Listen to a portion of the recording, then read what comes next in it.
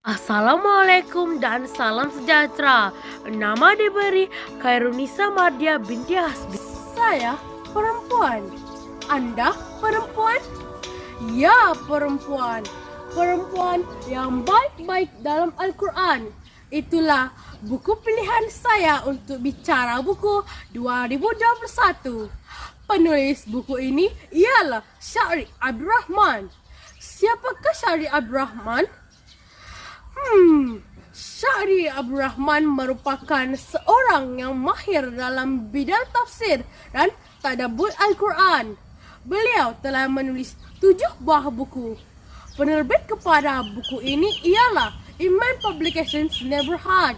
Pada tahun 2019, buku ini telah dicetak dan diterbitkan julung kalinya. Buku di tangan saya adalah cetakan keempat Februari 2020.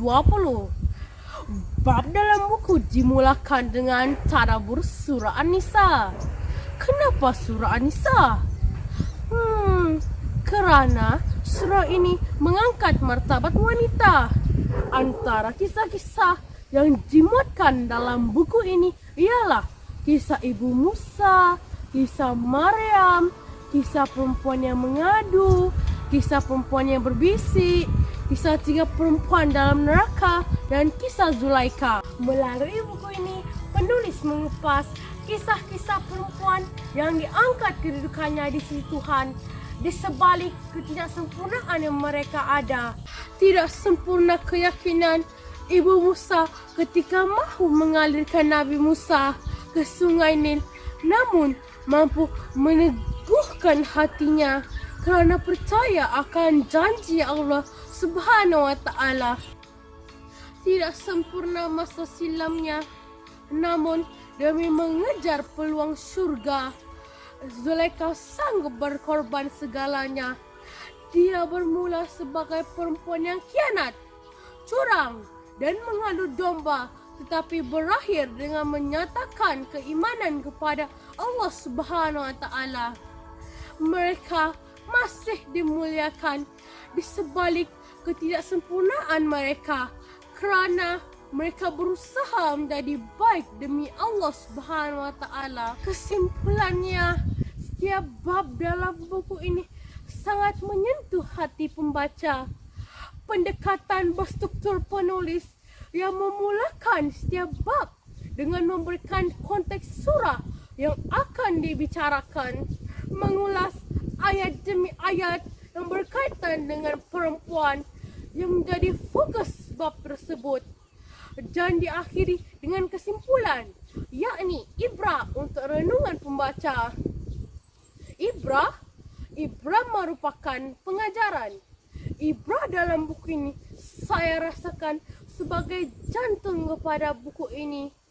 Jika anda mahu mendengar degupan jantung buku ini, anda perlu memilikinya untuk ditelaah secara dekat dan teliti. Kelebihan buku ini ialah buku ini bukan hanya penceritaan semula kisah-kisah perempuan dalam Al-Quran, tetapi penulis menghidangkan membaca dengan ulasan kisah berdasarkan pendapat ulama muktabar dan sumber rujukan yang dipercayai. Buku ini diolah sangat teliti sehingga pembaca mampu merasa lebih dekat dengan watak para wanita yang disebut dalam Al-Quran. Perbincangan juga boleh dikaitkan dengan kehidupan seharian kita dan relevan untuk perempuan abad ke-21. Pengajaran saya perolehi dari buku ini, pertama, kepentingan taubat. Walau sebanyak mana dosa kita di dunia, sekiranya kita bertaubat dengan taubat yang sebenar-benarnya, Allah Subhanahu wa Ta'ala akan mengampunkan dosa-dosa kita. Kedua, buku ini juga sangat membantu seorang perempuan seperti saya menghayati sifat-sifat terpuji yang disukai Allah dan sifat keji yang dimurkai Allah. Ketiga, rahmat Allah sentiasa mengajarkan kita untuk percaya hanya percaya terus dan terus. Usah bimbang pada perkara yang akan berlaku, dan usah bersedih pada perkara yang telah lalu. Akurlah dengan kelemahan manusiawi, namun kuatlah demi ilahi.